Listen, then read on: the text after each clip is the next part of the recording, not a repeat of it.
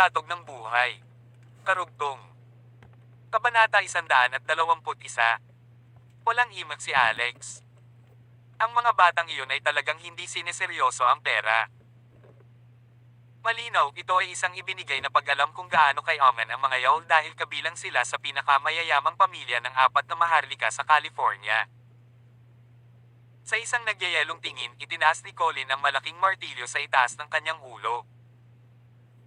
Nang mapansin niya si Alex na nanatili pa rin ang kanyang kalmado at matatag na kilos, siya ay naging malupit na nabalisa. Lalabas ka ba o hindi? Titingnan ko kung hanggang kailan ka magpapanggap. Roar. Tulad ng isang galit na dragon, nagpakawala siya ng isang mabangis na dagendong at ang kanyang panloob na lakas bilang isang martial arts practitioner sa Advanced Royal ay agad na lumabas. Ang malaking martilyo, na tumitimbang ng humigit kumulang 20 kilo, ay bumagsak mismo sa windshield ng passenger seat.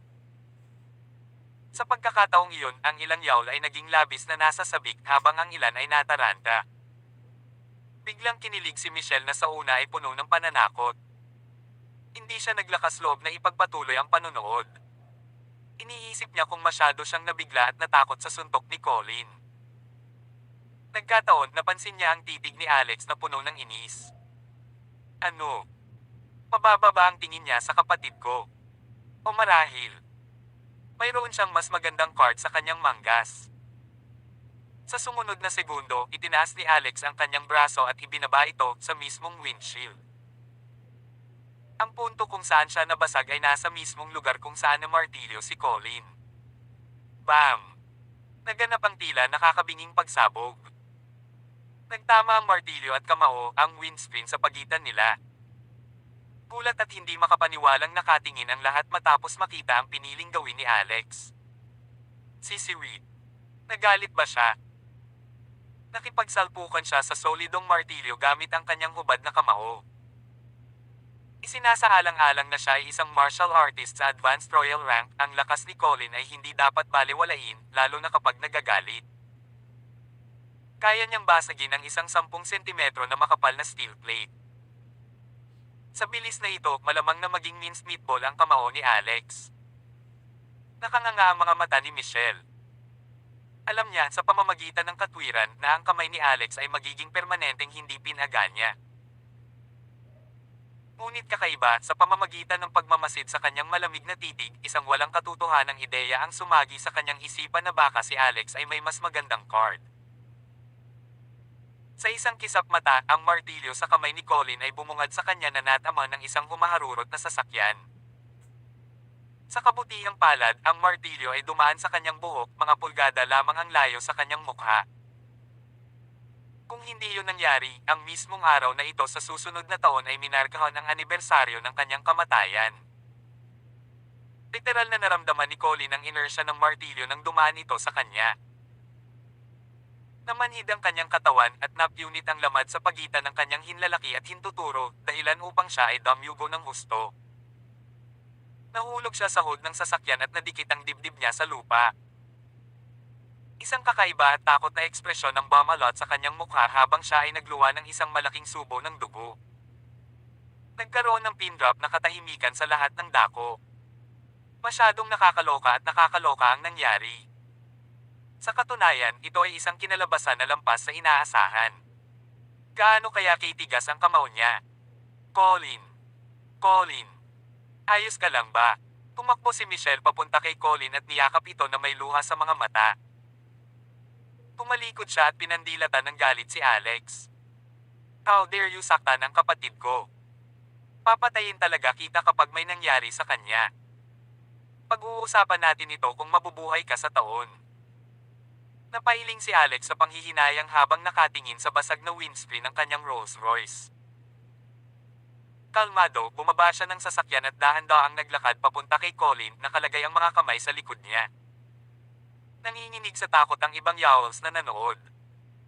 Nagsimula silang mawala ang lahat ng katahimikan ng kanilang sarili. Marahil kahit si Kit, ang pinuno ng mga yawl, ay hindi maaaring kumuha ng martilyo gamit ang kanyang kamao tulad ni Alex. Lumayo ka at lumayo ka. Napasigaw si Michelle, puno ng nagngangalit na apoy ang kanyang luhang mga mata. Siya ay nasa kanyang kumukulo ngunit natatakot sa parehong oras. Mamamatay ang kapatid mo kapag hindi ako pumunta, mahinahong sabi ni Alex. Ano? Colin, kumusta ang pakiramdam mo? Colin. Nagsimulang umiyak ang nag-aalalang si Michelle. Para sa kanya, ang kanyang kapatid ang pinakamahalagang tao sa kanyang buhay. Siya ay nag-aalaga sa kanya bilang isang magulang at dahil sila ay namatay ng maaga, hindi niya maisip ang buhay na wala si Colin. Dahan-daang inangat ni Colin ang sarili, nanginginig. Bigla na naman siyang nagluwa ng subo ng dugo. Kabanata 122. Si Alex Rockefeller ay humakbang pasulong at hinayla si Michelle Yaul paalis bago niya inihampas ang kanyang palad sa dibdib ni Colin Yaul. Sa pag-aakalang papatayin ni Alex ang kanyang kapatid, agad na sinimula ni Michelle ang pagsalakay kay Alex gamit ang lahat ng mayroon siya. Sissy Reed. Alex's force, gayunpaman, ay napakalaki na ang kanyang mga pag-atake ay hindi maaaring takutin siya sa lahat. Laking gulat niya nang tumalon si Michelle sa kanyang likuran at kinagat ang ibabang kaliwang baba. Basag siwit asterisk mani. Baliw ka, napaungol si Alex bago itinaboy si Michelle. Baliw ka. Kung kagatin mo ulit ako, hindi ko ililigtas ang kapatid mo. Bakit niya gustong iligtas si Colin? Naturally, ito ay dahil ayaw niyang maging scapegoat. Kung namatay si Colin ngayon, tiyak na iisipin ng pamilya Yaul na si Alex ang pumatay sa kanya. Pagdating ng oras, hindi sila tumigil sa paghuli sa kanya. Hindi ito ang gusto ni Alex. Sa katotohanan, si Colin at ang kanyang kapatid na babae, si Michelle, ay parehong dumanas ng katulad na kondisyon. Nagkaroon sila ng panloob na sugat sa bawat puso nila. Sa tuwing ina-activate nila ang kanilang chi, maaapektuhan ang kanilang panloob na puwersa at ito ay hindi direktang nakakaapekto sa kanilang mga puso. Kung mas malakas ang kanilang kapangyarihan, mas malaki ang pinsala sa kanilang mga katawan. Sa totoo lang, hindi lang sina Colin at Michelle ang naapektuhan ng kondisyong ito. Nagkaroon din ng parehong problema si Sean. Yung buong pamilya ay may ganitong issue. Hindi naman sila lahat ay nagmana ng sakit sa puso, hindi ba? Mukhang dulot iyon ng paraan ng pag-practice nila ng martial arts na isip ni Alex sa sarili. Sa tulong ng Alex's cheek, napigilan ang sugat ni Colin. Samantala, nagsimulang tumakbo ang dalawang disipulo ng pamilya Yaul patungo sa pangunahing bahay ng pamilya. Kahit nakita sila ni Alex, hindi niya sinubukang pigilan. Asterisk Sissy Reed. Noon, hindi rin tahimik ang mga bagay-bagay sa bahay ng pamilya Yaul. Si Keith Yaul, pinuno ng pamilya Yaul, ay tahimik na nakaupo sa isang rattan chair.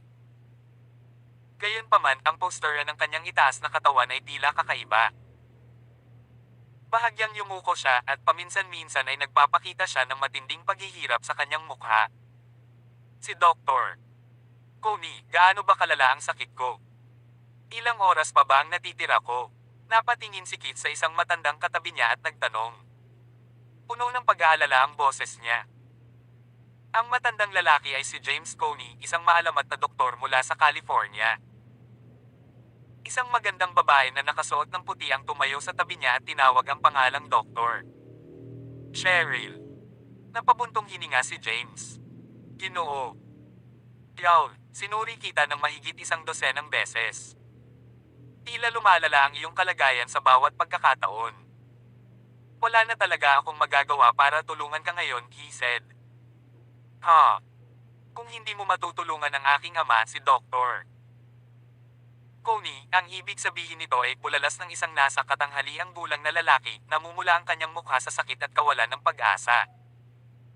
Namumula ang kanyang mga mata at namula. Ang lalaking ito ay anak ni Keith, si Liam Yaul. Sissy Reed. Kinaway ni Keith ang kamay niya. Liam, huwag kang malungkot. Ang pagkakasakit sa katandaan at pagkamatay ay bahagi lamang ng ikot ng buhay. Tinanggap ko na ang katotohanan iyon. Ito ay isang kahihiyan na ang South California Martial Arts Competition ay magaganap lamang sa isang buwan. Sigh. Puno ng panghihinayang ang boses niya. Napabuntong hininga si James, pasimpleng umiling ng walang sabi-sabi. Lolo, bakit hindi natin subukan si Alex Rockefeller? Bagamat kakaiba at mahirap intindihin ang kanyang mga paggamot, kadalasan ay gumagawa siya ng mga himala, iminungkahi ni Doktor Cheryl out of the blue. Tinampal ni James ang hita niya. Ay, oo. Bakit hindi ko naisip iyon? Si Mr. Rockefeller ay kilala sa kanyang hindi kapani-paniwalang paggamot na nakabatay sa karayom. Nagawa pa niyang buhayin ang isang patay. Baka may solusyon siya. Si Keith at Liam ay biglang lumiwanag. Sino ang sinasabi mo, Doktor? Cheryl. May mas magaling pa ba kay Doktor Coney? Tanong ni Keith. Siya ay isang kaibigan ko na may napakahusay na mga kasanayan sa medikal. Tatawagan ko siya kaagad, sagot ni Doktor Cheryl. Ilalabas na sana niya ang kanyang telepono para tawagan si Alex nang tumakbo ang dalawang lalaki, sumisigaw, puro, may nangyaring kakilakilabot. Sinaktan ng isang tagalabas si Colin. Mukhang hindi siya makakarating. Ano? Imposible yan. Bilis, pumunta tayo at alamin kung ano ang nangyari. Kabanata 123. Si Keith Yaul ay nagkaroon ng dalawang anak, sina Xavier at Liam. Gayunpaman, namatay si Xavier at ang kanyang asawa noong si Michelle Yaul ay 3 pa lamang. Ibig sabihin, isang anak lang ang naiwan ni Keith. Buti na lang at naging romantically successful si Liam. Sa loob at labas ng kasal, si Liam ay nagkaroon ng mahigit 10 babaeng kinakasama sa kabuuan at bilang resulta, nagkaanak ng napakaraming anak. Ang kanyang legal na asawa ay nagsilang ng 3 anak na lalaki at 2 anak na babae, habang ang iba pa niyang mga kasamang babae ay nagsilang din ng maraming anak. Sa kabuuan, maraming kapatid si Michelle. Ang mali lang na naramdaman ni Keith ay ang mga anak ni Liam ay may katamtamang talento sa martial arts. Si Sean Yaul lang sa pamilya ang nakarating sa Intermediate Royal nang walang salamat sa walang katapusang supply ng resources mula sa kanyang pamilya. Samantala, ang anak ni Xavier, si Colin, ang pinakamatalino sa lahat ng mga bata.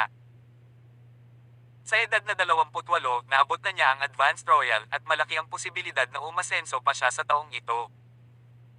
Kaya naman, naglagay ng malaking pag-asa si Keith kay Colin. Sa katunayan, lihim niyang pinaplano na ibigay ang tungkulin ng pamumuno ng pamilya Yaul kay Colin. Si Colin ang panganay na apo na lubos na pinagkatiwalaan ni Keith. Matapos marinig na kritikal na ngayon ang pinakamatalinong apo sa pamilya Yaul dahil sa kanyang matinding pinsala, nagsimulang magpanik si Keith. Mas natakot pa siya sa nangyaring ito kaysa sa sarili niyang kamatayan. Nagmamadali siyang tumakbo palabas ng bahay kasama ang 2 alagad. Bahagyang natahimik sina James Coney at Dr. Cheryl, iniisip kung sino ang may lakas ng loob na saktan ng isang tao mula sa pamilya Yaul. Si Reed. Batay sa kanyang kasalukuyang kondisyon sa kalusugan, si Mr. Yaul ay hindi dapat makipag-away sa sinuman sa ngayon. Kung gagawin niya, maaaring pumutok ang kanyang mga ugat. Kahit na ang Diyos ay hindi makakapagligtas sa kanya kung nangyari iyon. Kailangan ko siyang sundan, sabi ni James. Out of curiosity, sinundan din sila ni Dr. Cheryl palabas. Napaka-foul ng mood ni Liam. Malubha ang kalagayan ng kanyang ama at ngayon kailangang may pumunta sa kanilang bahay para manggulo. Talaga bang inisip ng mga tao na ang pamilya Yaul ay ganoon kadaling buluhin? Agad na kinakayod ni Liam ang bahay para sa isang mahabang espada mula sa isa sa mga silid bago galit na pinalabas ang pinto. Sino ba ang may lakas ng loob na saktan ng pamilya ko? Papatayin kita. Si Liam ay nasa isang bahagyang mas mataas na ranggo kaysa kay Colin sa martial arts. Nasa rurok siya ng royal, nahihiya lang umabot sa Mystic rank. Sa kasamaang palad, hindi pa rin siya Mystic rank sa kabila ng kung gaano siya kalapit dito. Si Don Yaul, isa sa mga anak ni Liam, ay agad na tumakbo palapit sa kanya. Si tatay, ang pangatlong kapatid ko, ay nasugatan. Ang pinag-uusapan ni Don ay si Sean Yaul, isa sa mas matingkad na bata sa mga anak ni Liam. Ano? Nagulat si Liam. Mabilis niyang hinanap si Sean sa gitna ng karamihan. Sa wakas, natagpuan niya si Sean, ngunit may mga mantsa ng dugo malapit sa kanyang bibig at sa kanyang dibdib. Agad na nagalit si Liam habang itinutok ang kanyang mahabang espada kay Alex Rockefeller, nakatayong mag-isa habang nasa likod ang kanyang mga kamay. Tila nag-e-enjoy si Alex sa tanawin ng kanyang paligid. Bata ka. Masyadong malayo ang narating mo. Sa tingin mo ba ay maaaring mabuli ang pamilya Yaul? Lumuhod at mamatay. Napasigaw si Liam sa galit. Si Alex ay nanatiling malamig na titig sa kanyang mga mata habang tinitingnan niya si Liam saglit. Biglang pumasok sa isip si Alex. May sakit din sa puso ang lalaking ito. Kailangang may mali sa paraan ng pagsasagawa ng martial arts ng pamilya Yaul. Kailangang magkaroon ng malubhang depekto sa kanilang mga pamamaraan. Kung hindi, hindi ito mangyayari. Bagamat tumatakbo sa isip ni Alex ang mga kaisipang ito, hindi niya ito sinabi ng malakas. Ibaba mo ang iyong espada.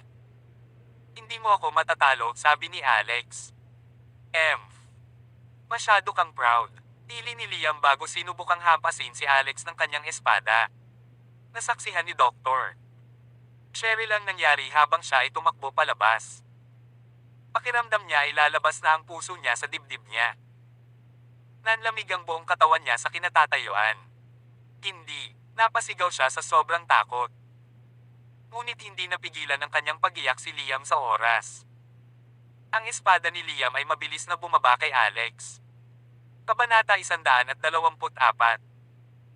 Napakabilis ng nangyari at maririnig ang isang malutong na tunog. Tulad ng naisip ng mga yawl na kahit na hindi namatay si Alex Rockefeller. Na maaaring mawalan siya ng paa, biglang iniabot ni Alex ang isang kamay at kinurot ng dalawang daliri ang espada ni Liam Yawl. Kuminto ang espada 10 sentimetro ang layo kay Alex. Ano? Gumamit ba talaga siya ng dalawang daliri para pigilan ang espada? Nakakatakot iyan. Sino ba itong lalaking ito? Napatulala ang buong pamilya Yawl. Halos lumuwa ang mga mata ni Michelle Yaw sa kanyang ulo. Alam niyang malapit nang makamit ni Liam ang Mr. Crank. Ang lakas ng kanyang espada ay mas malaki kaysa sa martilyo ni Colin Yaw. Ang lalaking ito kaya na tinatawag na Rockefeller ay isang Mr. Crank martial artist. Hindi ba siya masyadong bata? Kahit na nagsimula siyang magsanay sa sinapupunan ng kanyang ina, hindi siya maaaring maging ganito kalakas. Sinabi ko na sa iyo. You can't beat me, mahinang sabi ni Alex bago inagaw ang espada at sinaksak sa solidong bato. Ginawa niyang parang naghihiwa siya ng mantikilya. Liam, umalis ka na. Hayaan mo akong labanan siya. Malakas na sigaw ni Kit habang pasulong. Tumigil ka, Mr. Yawl. Kung lumampas ka sa limitasyon ngayon, mawawalan ka ng buhay. Pabilis na humakbang si James Coney para itigil ang laban. Si Dr. Cheryl naman ay sumugod kay Alex. Alex, okay ka lang? Tinakot mo ako. Masakit ba kamay mo? Nag-aalalang tanong niya bago hinawakan ang kamay niya at pinagmasdan ito. Si Dr. Cheryl, bakit ka nandito? Umalaklak si Alex na parang katatapos lang ng isang round ng badminton. Gayunpaman, hindi nagtagal ay napansin niyang may luha sa mga mata ni Dr. Cheryl. Sa sobrang pag-aalala niya ay nagsimula siyang umiyak. Samantala, nagulat si Keith Yawl kay James bago humarap kay Dr.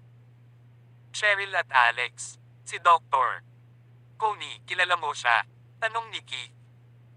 Hindi alam ni James kung may masamang dugo sa pagitan ni Alex at ng pamilya Yawl. Ngunit hindi niya malay na naramdaman na hindi maaaring talunin ni Alex ang mga Yawl. Kung lalala ang mga bagay, si Alex na lang ang matatalo. Ginoo. Yawl, ito ang maalamat na doktor na nabanggit ko kanina, si Alex. To be precise, he's my teacher, nagmamadaling sabi ni James. Sa mga panahong iyon, kailangang gawing kapuri-puri ni James si Alex. Hindi naman talaga nagsisinungaling si James. Itinuro sa kanya ni Alex ang 13 acupuncture ng impyerno. Sa isang tiyak na antas, si Alex talaga ang kanyang guro. Si Reed. Pagkasabi pa lang ni James nito ay napabuntong hininga ang mga yaw sa gulat. Si James ay halos 80 taong gulang. Ang kanyang guro ay malamang na hindi bababa sa higit sa 100 ngayon. Ang binata kaya na nauna sa kanila ay talagang mahigit 100 taong gulang na. James, nagsisinungaling ka ba sa akin? Tanong ni Keith na pagalit ang tono. Siyempre hindi.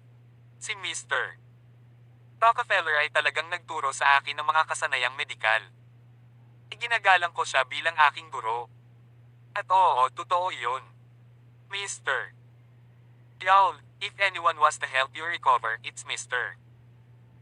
Rockefeller, mahinahong sagot ni James. Natigilan lahat ang mga miyembro ng pamilya Yawl. Nanlaki ang mga mata ni Michelle sa hindi makapaniwala. May medical skills ba siya? Ako ang unang taong nagdududa niyan. Puno ng kalokohan ang lalaking ito. Sinabi pa niya na may sakit ako at hindi na ako mabubuhay sa taong ito. Ano, nagbago ang ekspresyon ng mukha ni Keith. Mas minahal niya si Michelle. Anong patunay ang mayroon ka? Tanong ni Keith. Kailangan ko bang bigyan ka ng patunay? Hindi ako nandito para tingnan ang iyong kalusugan. Nandito ako para ibalik ang pera ko. Ngunit ang higit na ikinagulat ko ay lahat kayo mula sa pamilya Yawl ay mamumuhay ng maiikling buhay. Matanda 3 araw na lang ang natitira sa iyo, sagot ni Alex na walang pakialam. Kabanata 125. Ano ang sinabi mo? Baliw ka. How dare you curse my lolo? Papatayin kita. Ang mukhang wala pa sa gulang na si Michelle Yawl ay agad na nagsimulang maghagis. Pinandilatan niya si Alex Rockefeller at sinugod ito. Michelle, tumigil ka, sigaw ni Liam Yawl. Sa wakas, nakabawi siya sa pagkabigla sa paghinto ni Alex sa kanyang espada gamit lamang ang 2 daliri. Ito ang unang pagkakataon na nakatagpo ni Liam ang isang kalaban na ganito kalakas. Napailing siya ng husto. Alam na alam ni Liam na kapag kaharap ni Michelle si Alex para itong 3 taong gulang na nakikipaglaban sa isang profesional na boksingero. Sila ay nasa ganap na magkakaibang antas. Higit sa lahat, inihayag ni Dr. Cheryl na si Alex ang tanging taong makapagliligtas sa ama ni Liam. Napahinto si Michelle sa kanyang paglalakad. Tito, sinumpa ng B*** na ito ang lolo ko. 3 araw na lang daw ang natitira para mabuhay siya. Sinabi pa niya na lahat tayo ay mamumuhay ng maikling buhay. Kahit na kaya mong tiisin ang ganoong bagay, hindi ko kaya. She fumed. Napatingin si Liam kay Alex na may halong emosyon bago bumantong hininga. Si Michelle, ang lolo mo, wala na talagang natitirang oras, sabi ni Liam. Sinabi ito ni James Coney kanina, ngunit hindi siya nagbigay ng eksaktong pagtatansya kung gaano katagal. Hindi inaasahan ni Liam na sasabihin ni Alex kung ilang araw pa lang ang tatay niya sa isang sulyap lang. Hindi niya akalain na nagsisinungaling si Alex. Kung tutuusin, parang napaka-capable ng martial artist si Alex. Walang dahilan para magsinungaling siya. Malapit na bang mamatay si Lolo? Ang mga salita ni Liam ay hindi lamang nagulat kay Michelle kundi pati na rin sa iba pang mga alagad ng pamilya Yawl. Ito ang unang pagkakataon na nalaman nila ang ganitong balita. Sa mga nakababatang henerasyon, si Colin Yawl lang ang medyo nakakaalam kung ano ang nangyayari. Nang marinig niya ito, tila nagalit din siya. Si Reed. Mabilis na lumapit si James kay Alex. Ginoo. Rockefeller, sinabi mo na may mali sa kalusugan ng bawat miyembro ng pamilya Yawl. Ano? Anong ibig mong sabihin? Tanong ni James. Si Doktor. Magkaibigan kami ni Coney, Cheryl, at maaari mo akong tawagan sa aking pangalan, sabi ni Alex. Tumingin si James sa kanyang apo at napagtantong punong-puno ng luha ang mga mata nito. Matalino man siya, agad na napagtanto ni James ang nangyayari. Nagsimula siyang tumawa ng malakas. Okay. I'll call you Alex if you don't mind. You can call me Grandpa, just like how Cheryl does. Speaking of Cheryl, I have to say that she's smart, pretty, and still single. Tumingin sa kanyang balakang. Noon pa man sinasabi ng kanyang lola na kaya niyang magkaanak ng malulusog na bata na tigilan si James. Parang napatulala si Alex. Subconsciously, lumingon siya upang tingnan ang balakang ni Dr. Cheryl. Sa totoo lang, hindi lang si Alex. Marami pang iba ang nakagawa ng ganoon din. Dahil sa kahihiyan, namula si Doktor Cheryl at tinapakan ang kanyang mga paa.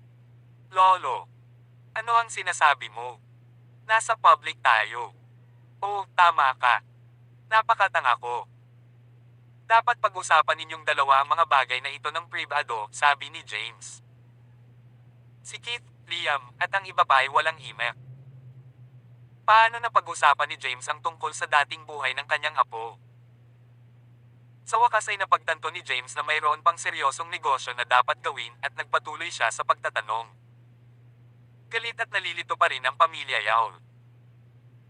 Kung hindi lang ipinakita ni Alex ang kanyang husay sa martial arts kanina, hindi na sana siya sinalakay ng mga ito nang walang sinasabi. Lolo, malapit ka ba sa pamilya Yaul? Tanong ni Alex imbes na sagutin ang mga tanong ni James. Alam ni James kung ano ang kinukuha ni Alex. Hindi niya sasabihin ang totoo kung wala siyang magandang relasyon sa pamilya Yaul.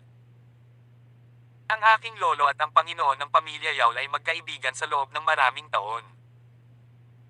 Ilang taon na ang nakalilipas, tinulungan ng master ang aking pamilya.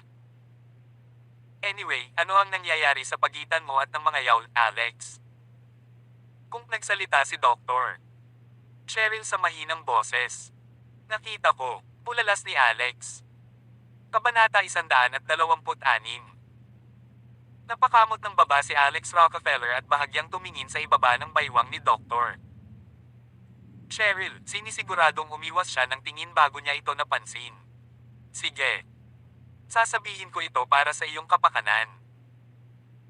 Pinaghihinalaan ko na ang pamilya Yaul ay nagsasanay ng martial arts gamit ang mga maling pamamaraan at naapektuhan nito ang kanilang mga puso. Kung mas matindi ang pagsasanay, mas malaki ang strain sa organ. Sa bawat oras na i-activate nila ang kanilang chi, mapapabuntong hininga sila ng napakabilis at nakakaramdam ng sakit sa kanilang dibdib. Pinakamasamang sitwasyon, baka mamatay pa sila, Alex blurted. Ang mga salita ni Alex ay naging sanhi ng pagbabago ng mga ekspresyon sa mukha ng mga Yaul. Ito ay dahil lahat ng sinabi niya ay nasa punto. Malamig na ngumuso si Michelle Yaul. Hindi ako naniniwala sa iyo. Mr. Crank expert ang lolo ko. Siya ay higit sa 70 taong gulang na. Ako ay mas malayo sa kanya sa mga tuntunin ng pagsasanay, ngunit sinabi mo na hindi ako mabubuhay sa nakaraang taon. That's obvious bullshit asterisk P pangangatwiran ni Michelle. Babae ka kasi. Ang martial arts na ginagawa ng iyong pamilya ay hindi rin angkop para sa mga babae. I bet hindi ka makakahanap ng ibang babae na kamukha mo. Halos hindi ka makalakad ng diretso. Sa tingin mo ba naman na ang lahat ng ito? Napaawang ang labi ni Alex pagkatapos niyang magsalita. Ang walang awa niyang mga salita ay nagpangit ng ngipin sa galit ni Michelle. Ano ang posibleng mali sa kanya? Maraming babae ang naiinggit sa kanya at ang mga lalaki ay hindi titigil sa pagtitig sa kanya. Paano magreklamo si Alex sa paraan ng paglalakad niya?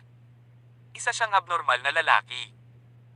Ang natitirang bahagi ng pamilya Yaul ay parehong na-trigger at nagalit. Si Michelle ang kanilang pinakapinagmamahalaang babae.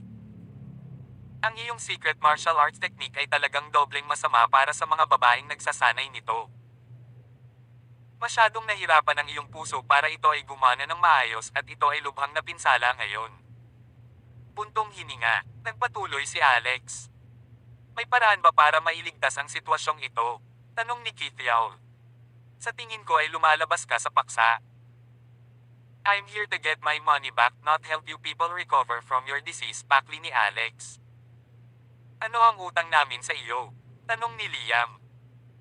Sa wakas ay naalala ng mga Yaul na dapat nilang alamin kung bakit nandito si Alex. Maikling ipinaliwanag ni Michelle ang nangyari sa kanila. Si Reed. Galit na nagngangalit ang mga Yaul nang marinig ang paliwanag niya. Hindi ba masyadong malayo ang napuntahan ni Alex? Hindi lang niya nasira ang Rolls Royce nila, nabugbog din niya si Jeremiah at binubuli si Michelle. How dare he ask them for money now? Paano hindi makatwiran ang sitwasyon? Fine, babayaran ka namin. Dapat nating gawin ang sinasabi ni G. Rockefeller. Babayaran namin siya ng 20 milyon. Teka, masyadong maliit ang 20 milyon. Inihinto talaga ni Jeremiah ang kanyang sasakyan sa tabi ng kalsada at hinironggan ang daan ni Mr. Rockefeller na natakot sa isang mahirap na matandang babae. Paano naging sapat ang 20 milyon? Doblehin natin iyan. Kailangan nating bayaran siya ng 40. I'll write a $40 million check to Mr. Rockefeller as an apology, alok ni Liam. Napatulala naman si Michelle at ang iba pa. Asterisk sisiwit asterisk. Makalipas ang 10 minuto, malamig na umupo si Alex sa yulunan ng mesa sa bahay ng pamilya Yao. Ito ang lugar kung saan nakaupo si Keith kanina. Hindi na pressure si Alex. Sinulyapan niya ang mga pangunahing miyembro ng pamilya Yao na nakatayo sa kanyang harapan. May paraan para pagalingin ang sakit ng iyong Panginoon, ngunit magkano pera ang gusto mo, Mr. Rockefeller? We'll pay you any amount, agad na pagsingit ni Liam. Ikanaway ni Alex ang kanyang kamay. Hindi ito tungkol sa pera. Sige, siguro nga. Isa lang ang makakapagligtas sa buhay ng iyong ama. Ito ay isang life pill. Life pill.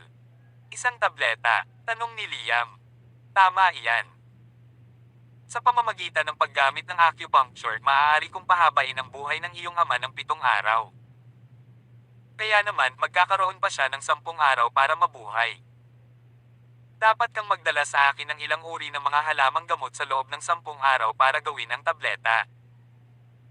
Ang buhay ng iyong ama ay maliligtas kung gayon, sabi ni Alex. Hindi na nag-iisip pa, agad naman itong sinangayunan ni Liam. Pagkatapos ay isinagawa ni Alex ang acupuncture treatment kay Keith. Nang makita ni James Coney ang nangyayari, siya ay namangha. Nang maglaon ay gumawa si Alex ng isang listahan ng mga halamang gamot na may mga komentong idinagdag dito. Salamat sa pagligtas sa aking buhay, Mr. Rockefeller. Tungkol naman sa apo ko. May paraan ka bang matulungan siya? Tanong ni Keith. Tumingin si Alex kay Michelle at umiling. Sa kanya naman, medyo nakakagulo. Ang kanyang puso ay labis na nasira na ito ay napinsala. Wala siya sa mas magandang sitwasyon kaysa sa iyo. Higit pa riyan, hindi nararapat para sa isang lalaki na gumawa ng acupuncture sa isang babae, sabi ni Alex. Tanungin ko ba, Mr. Rockefeller, may asawa ka na ba? Nakangiting tanong ni Keith. Kabanata 127. Sa sandaling sinabi ito ni Keith Yaul, mukhang masama ang loob ni James Coney. Ginoo. Yaul, nagiging unreasonable ka. May pagkakasunod-sunod ang mga bagay-bagay. Naipahayag ko na ang aking interes kay Alex bilang aking magiging manugang. Paano mo sinubukang nakawin siya? Mabilis na humakbang si James at sinabi. Bakit hindi? Hindi pa siya engaged sa apo mo. Tsaka kahit kasal na sila, pwede pa rin ang divorce. Depende kung sino ang mas may kakayahan. Hindi rin masama ang apo ko. Sa katunayan, mas bata siya at maaari siyang manganak ng mas mahuhusay na bata, sabi ni Keith. Ikaw. Puno ka ng kalokohan, ungol ni James. Sisiwit. Paano kung ako nga? Ano ang gagawin mo tungkol dito? Ito ay isang patas na kompetisyon. Bulalas ni Keith. Talagang gusto ni Keith na maging bahagi ng pamilya Yao lang isang matatag at may kakayahang tulad ni Alex. Ang pagkakaroon ni Alex ay magiging higit pa sa kita kaysa sa $100 bilyong. May hindi sinabi si Keith. Dati, ginagabayan siya ng isang earth-ranked martial artist. Ngunit matapos maalala kung paano nahuli ni Alex ang espada ni Liam Yao sa pamamagitan lamang ng 2 daliri, lihim siyang naghinala na maaaring mas mataas pa ang antas ng paglilinang ng martial arts ni Alex kaysa sa isang eksperto sa Earth. Posible kayang si Alex ay isang innate grandmaster? Talaga bang umiral ang isang batang innate grandmaster? Sa kabilang banda, namula sina Dr. Cheryl at Michelle Yao matapos marinig ang sinabi ng 2 matandang iyon. Ito ay halos ang kaso para kay Michelle na walang interes kay Alex. Kung sa bagay, kinaiinisan niya si Alex. Paano siya hihilingin ng kanyang lolo na ipanganak ang kanyang mga anak? Siya ay isang jerk. Ayokong makasama siya. M. Rockefeller, hindi ko kailangan ng tulong mo.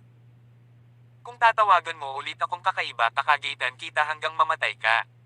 Sigaw ni Michelle bago nagmamadaling tumakbo palabas ng bahay. Dad, nakalimutan mo na ba na engaged na si Michelle?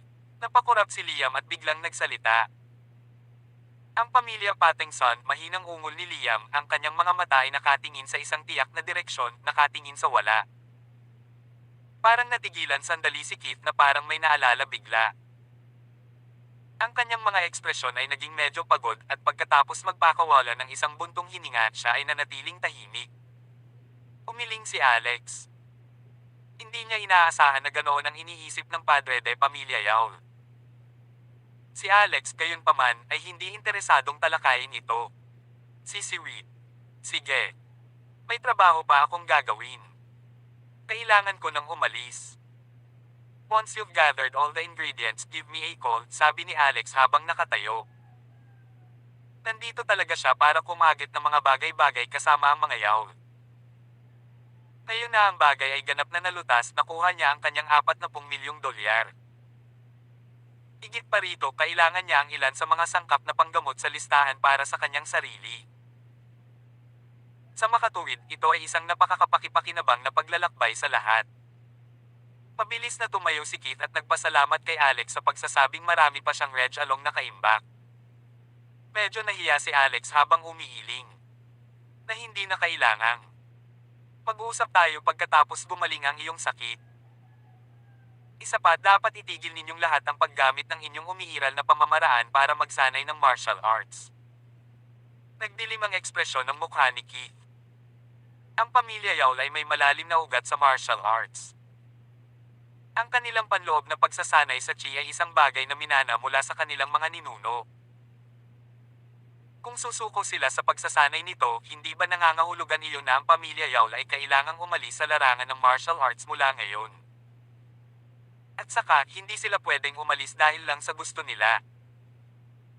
May mga masalimuot na koneksyon at benepisyong nakuha mula sa mga ugnayang ito na hindi nila basta-basta maiiwasan.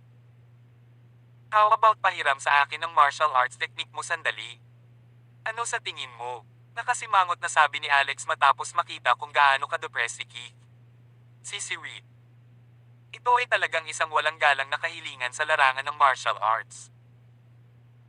Ang pamamaraan ng isang pamilya ay isang heirloom na bawat isa ay pinananatiling malapit sa kanilang dibdib. Paano nila ibibigay ito kahit kanino? Nagbago ang ekspresyon ng mukha ni Keith.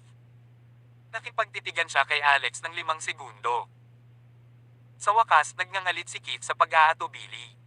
Sige. Kukunin ko agad. Bahagyang tumango si Alex.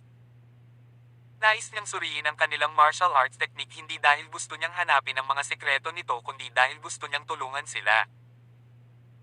Bagamat hindi natutunan ni Alex ang pinaka-advanced na martial arts cultivation techniques. Siya ang tagapagmana ng Ultimate Book of Medicine at may malalim na kaalaman sa mga panloob na organo at daluyan ng dugo ng isang tao. Kabanata 128. Bilang isang tagalabas, maaaring suriin ni Alex Rockefeller ang mga diskarte. Hindi magiging napakahirap na gumawa ng ilang mga pagbabago at lumikha ng isang praktikal na inner chi technique para sa kanila. Si Reed. Hindi muna nilinaw ni Alex. Direkta siyang humingi ng teknik dahil gusto niyang subukan si Keith Yaul. Kung hindi payag si Keith na ibigay ito sa kanya, ito na lang ang pagkakataon niyang palampasin. Hindi nagtagal, bumalik si Keith na may dalang manipis na booklet at ibinigay ito kay Alex. Casual na binaliktad ito ni Alex, mabilis na binasa ito. Pagkaraan ng 1 minuto, isinara niya ang booklet at umiling. Ginoo. Yaul, kung hindi ako nagkakamali, hindi kumpleto ang teknik na ito. May nagdagdag ba ng huling bahagi dito pagkatapos? Maliwanag, mayroong 2 magkaibang landas na kasama. Iyon ang nagpapaliwanag kung bakit nagkaroon ito ng mga negatibong epekto sa mga nag-practice nito, sabi ni Alex. Naningkit ang mga mata ni Keith. Ginoo. Rockefeller, tama ka. Ang pamamaraan na ito ay tinatawag na Sloan's Yoga. Nawala ito minsan at nang mabawi namin ito, isang bahagi nito ang nawala. Sinikap ng ating mga ninuno na gawing buo itong muli batay sa kanilang alaala. Naiintindihan ko. I'll do some research and try to improve it for you guys, sabi ni Alex. Parang nabigla si Keith, paulit-ulit na nagpasalamat kay Alex. Sa sandaling iyon pumasok ang isa sa mga disipulo ng pamilya Yaul. Guro, may naghihintay sa labas na ang pangalan ay Lady Dorothy Essex. Nandito daw siya para hanapin ang asawa niya. Kumunot ang noo ni Keith. Si Alex ang pinakarespetadong bisita ngayon. Paano nila pahihintulutan ang isang tao na makagambala sa kanila ng random? Wala akong pakialam kung sino siya. Hindi ko siya kilala. Paalisin mo na siya, sabi ni Keith. Teka. Nandito siya para hanapin ako, sabi ni Alex. Siya ay. She's my wife, dagdag ni Alex. Nanlaki ang mga mata ni Keith. Mukhang kasal na si Mr. Rockefeller. Hindi niya maiwasang mapatingin kay James Coney. Nakakatuwa kung paano sabik na sabik ang matanda na gawing manugang si Alex. Hindi ba sinubukan ni James na alamin kung kasal na si Alex noon? Sandali. Parang gusto ng matanda na akitin ng kanyang apo ang isang lalaking may asawa. Bilisan mo at dalhin mo si Mrs. Rockefeller sa loob. Dapat natin siyang pretuhin ng may paggalang. Naiintindihan mo ba? Mabilis na sabi ni Keith. Si Reed. Ayos lang. Malapit na akong matapos dito at dapat na akong umalis. Palam, Mr. Yaul. Tumayo naman si Alex. Ginoo. Aalis na rin kami ni Yaul, apo ko. Tumayo na rin si James. Kasama ang grand escort ng pamilya Yaul, nagsimulang maglakad palabas ng bahay ang tatlo. Tila sobrang takot na takot si Lady Dorothy. Siya ay labis na nag-aalala. Ang pamilya Yaul ng California ay isang mas makapangyarihang entidad kumpara sa kanya. Madali silang makakalap ng hindi mabilang na tao para sa lakayin ng pamilyang Essex. Siguradong hindi magiging madali si Alex sa mga Yaul. Sa katunayan, nang bumalik si Lady Dorothy sa bangko, nalaman niyang nakipag-away pa si Alex kay Michelle Yaul, ang spoiled na prinsesa ng pamilya. Nang mabalita niyang sumama si Alex kay Michelle sa bahay ng pamilya ni Yaul, muntik na siyang mahimatay. Magiging maayos. Walang magkakamali. Mangyaring huwag hayaang may mangyari sa kanya. Ulit ni Lady Dorothy sa kanyang isipan. Pagkatapos noon, nakita niya ang isang grupo ng mga tao na naglalakad palabas ng pintuan. Nakatayo si Alex sa gitna at tila hindi siya nasaktan. Agad na nakahinga ng maluwag si Lady Dorothy. Gayunpaman sa sumunod na segundo, nakita niya ang maganda at matikas na babae na nakasuot ng puting roba sa tabi ni Alex. Ito ay sina Dr. Cheryl at James Coney na madalas na lumabas sa telebisyon. Ang puso ni Lady Dorothy ay kumakabog sa kanyang dibdib. Isang malakas na alon ng insecurity ang agad na lumabas mula sa kaibuturan ng kanyang puso. Honey, mahinang tawag ni Lady Dorothy. Natigilan si Alex. Tinawag niya ito ng malumanay at puno ng pagmamahal ang tono nito. Okay, gandang pakinggan. Si Alex gayunpaman ay hindi napansin na si Lady Dorothy ay talagang nakikipagkita kay Dr. Cheryl. Sa kabila ng 4 na metro ang pagitan, parang may malakas na agos ng kuryente na nagpabalik-balik sa pagitan ng dalawang babae. Kabanata 129. Lolo, Cheryl, aalis na po ako. Magkasama tayo balang araw, sinabi ni Alex Rockefeller kina James Coney at Dr. Cheryl. Pagkatapos noon, bahagyang tumango siya kay Keith Yaul. Biglang hinawakan ni Dr. Cheryl si Alex sa braso. Wait, sabi niya. Si Reed. Ano ito? Naguguluhang tanong ni Alex. Biglang inabot ni Dr. Cheryl ang kanyang kwelyo bago bamulong sa kanyang tenga, medyo magulo ang kwelyo mo. She then chuckled at umatras. Anong nangyayari? Naiisip ni Alex sa sarili bago tumingin kay Lady Essex. The asterisk man. Nakatitig ito sa kanya ng mga dagger. Kahit ngayon, walang ideya si Alex na si Dr. Cheryl ang magpapagalit kay Lady Dorothy. Maliwanag, may hinanakit pa rin ang doktor matapos siyang tawagin ni Lady Dorothy dahil sa pagiging walang hiya. Si Lady Dorothy, hindi nakakagulat, ay nagpakita na siya ay labis na nabalisa sa pamamagitan ng pagtalikod at pagtapak. Mabilis na sinundan siya ni Alex. Hoy, Dorothy! Dorothy, huwag kang umalis. Alex, birthday ng lola ni Cheryl ngayong linggo. Dapat kang bumisita. Miss na miss ka na ng lola niya, sabi ni James. Halos madapa si Alex habang sinusundan niya si Lady Dorothy. Pagkatapos niyang iwagayway ang kamay ay mabilis siyang sinundan ulit nito. Samantala, tumawa si Keith. Si Dr. Cheryl. Mahal po, mahal. Mukhang may malasakit si Mr. Rockefeller sa kanyang asawa. I think you'll have to try harder to steal him, away panunuyan niya. Namula ang mukha ni Dr. Cheryl at mabilis siyang umalis. Asterisk si Reed. Dorothy, makinig ka sa akin. Determinado na huwag siyang pakawalan, sa wakas ay naabutan ni Alex si Lady Dorothy at hinayla siya sa kanyang mga bisig. Sinikap ni Lady Dorothy na palayain ang sarili ngunit walang resulta. Pakawalan mo ako. Ano pa ang dapat mong sabihin? Pumunta at kasama ang magandang doktor na iyon. Kayong dalawa ay maaaring magkaroon ng iyong romantikong oras. Bakit ka nagseselos? Tanong ni Alex. Sinong nagseselos? Sinong magseselos sa isang hamak na tulad mo? Lumayas ka sa aking daraanan. Ma'am, napaatras si Lady Dorothy. Para pigilan siya sa muling pagsalita, idiniin ni Alex ang labi niya sa labi niya. Wala bang kasabihan na naglalarawan dito? Sa tuwing nagagalit ang isang babae, walang kabuluhan para sa isang lalaki na subukang ipaliwanag ang mga bagay. Ang tanging paraan para matigil ang pagtatalo ay ang halikan siya. Kung hindi ito gumana sa unang pagkakataon, kailangan na lang niyang gawin itong muli. Sa katunayan, sumuko ang mga depensa ni Lady Dorothy pagkaraan ng ilang sandali. Lumuwag ang kanyang katawan at sumandal pa siya sa yakap ni Alex. Nagsimulang bumilis ang tibok ng puso ni Alex at hindi niya maiwasang ibaba ang kanyang kamay.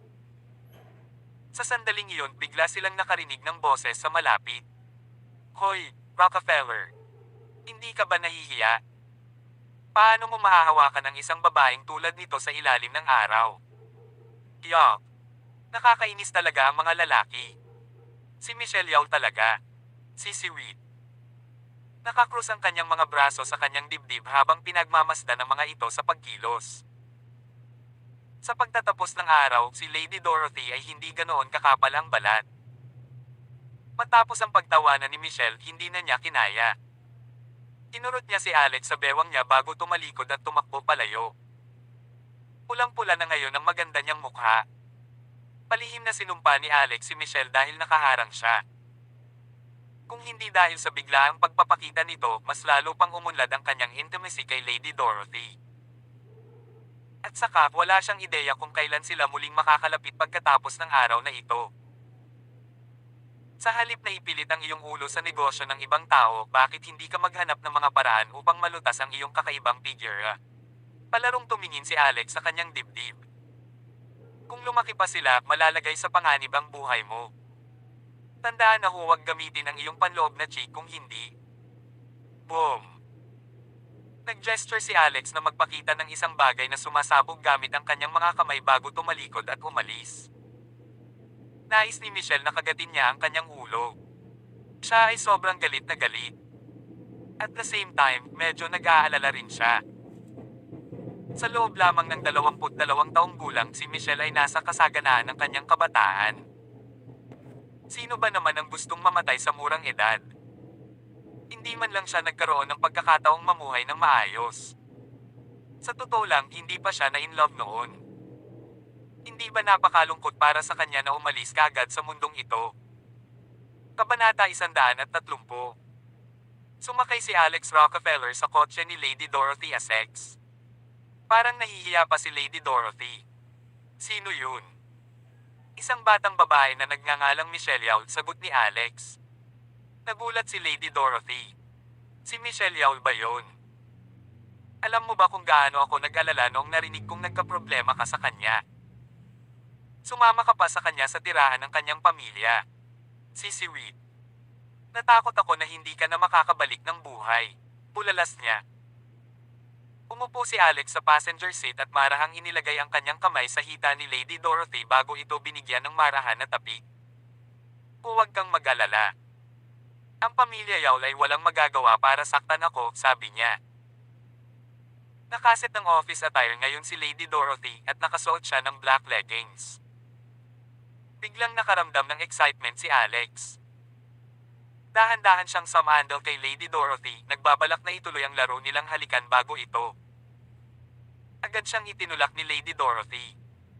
Huwag lumampas sa iyong mga hangganan.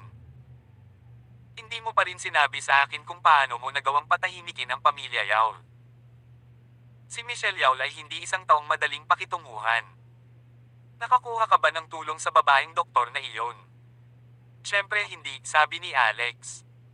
Kung ganoon paano mo nagawa? Huwag mong sabihin sa akin na nagawa mong talunin ang buong pamilya Yawl ng mag-isa. Na ang padre de pamilya ay personal na humingi ng tawad sa iyo at ipinangako sa iyo ang kamay ng kanyang apo sa kasal. Napakunot noo si Lady Dorothy. Si Reed. Paano? Paano mo nalaman ang lahat ng iyon? Natigilan si Alex. Sa tingin ko ba tanga ako? Tulala, tumalikod si Lady Dorothy. Kahit na walang sinabi si Alex, nahulaan niya na hiniling niya kay Doktor Cheryl na tulungang maayos ang mga bagay-bagay. Bukod dito, dahil si Doktor Cheryl ay hindi sapat na may autoridad, malamang na nasangkot si James Coney. Sa katunayan, ito ay kung paano nagawang ibalik ni Alex ang sitwasyon. Bagamat kinasusuklaman ni Lady Dorothy si Doktor Cheryl ng buong puso, ang buong bagay ay naganap salamat sa kanyang ina, si Madam Claire Essex. Kaya naman, hindi masisisi ni Lady Dorothy si Alex sa lahat ng ito. Kumusta ang iyong ina? Iniba ni Alex ang topic. Ang aking ina. Nanay mo rin siya, okay. Napasimangot si Lady Dorothy. Gusto ko siyang pretuhin na parang nanay ko. Pero ang problema, hindi niya ako tinuturing na manugang. Narinig mo kung paano niya ako kinausap kanina. Kung hindi dahil sa'yo, hindi ko siya matitiis. Kahit ayaw ko siyang kausapin. May nararamdaman din si Alex. Bagamat kaya niya maging sobrang mapagmahal at mabait, mahirap manatiling mabait kapag may sumama sa kanyang masamang panig. Napabuntong hininga si Lady Dorothy. Alex, alam kong hindi naging mabait ang nanay ko sa iyo. Humihingi ako ng paumanhin sa ngalan niya. Sa totoo lang, alam mo na mayroon siyang mga pagkukulang sa karakter. Simula nung nawala ang tatay ko kasama yung babaeng yun, mentally affected na yung nanay ko. Nagsimula siyang maglagay ng higit na diin sa pera at kayamanan at kung minsan ay napakahirap siyang magpainit. Gayunpaman, umaasa akong maaari mong maging mas tanggap. Pretuhin siya bilang isang taong may kondisyon sa kalusugan ng isip. Halos tumawa ng malakas si Alex. Sige. Gagawin ko ang sinabi mo. I'll treat her like a mental patient, sabi ni Alex. Hindi mo dapat sabihin ito sa harap niya, babala ni Lady Dorothy. Huwag kang mag-alala. Sa tingin mo ba mababa ang EQ ko? Humisi si Alex. Asterisk si Reed. Noong una, akala ni Alex ay nasa ospital si Madam Claire. Ngunit sinabi sa kanya ni Lady Dorothy na nahihiya siyang pumunta doon matapos na namamaga ang kanyang mukha dahil sa pagkakatama. Kaya naman, umuwi kaagad si Madam Claire. Napaawang ang labi ni Alex. Yan si Madam Claire, sige. Mamamatay siya para protektahan ang kanyang reputasyon. Pagdating sa sex villa, narinig nila si Madam Claire na sumisigaw sa isang tao pagkapasok nila sa pinto. Sinong nagtanong sa iyong hawakan ang vase na ito? Sino ang nagtanong sa iyo na ilagay ito dito? Alam mo bang antigo ang vase na ito?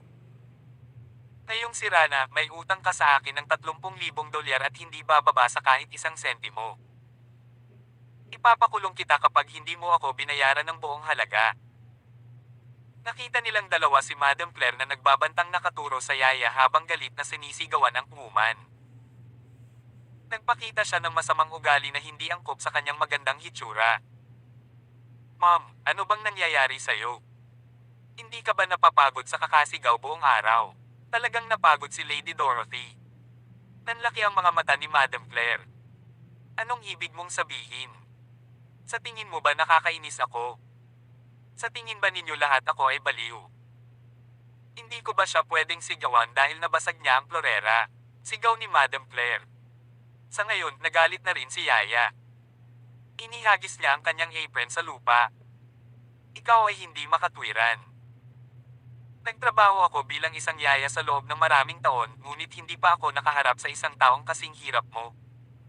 Ayoko na. Hindi ko nabasag ang vase na ito. Nabangga niya ito ng mag-isa. Ibigay mo sa akin ang sweldo ko. Kung hindi, paypalalain ko ang pamilya mo. Sa huli, si Alex ang dapat magbayad kay Yaya. Umalis na si Yaya at wala nang magluluto. Tinuro ni Madam Claire si Alex. Pumunta ka na at magluto. Gusto kong kumain ng meatballs ngayon, she snapped in a blind burst of rage. Magluto ka na, isip ni Alex. May gagawin pa ako. Aalis na ako, sagot ni Alex sabay pindot ng daliri. Till then. Hanggang sa muling kabanata. Dito sa ating channel.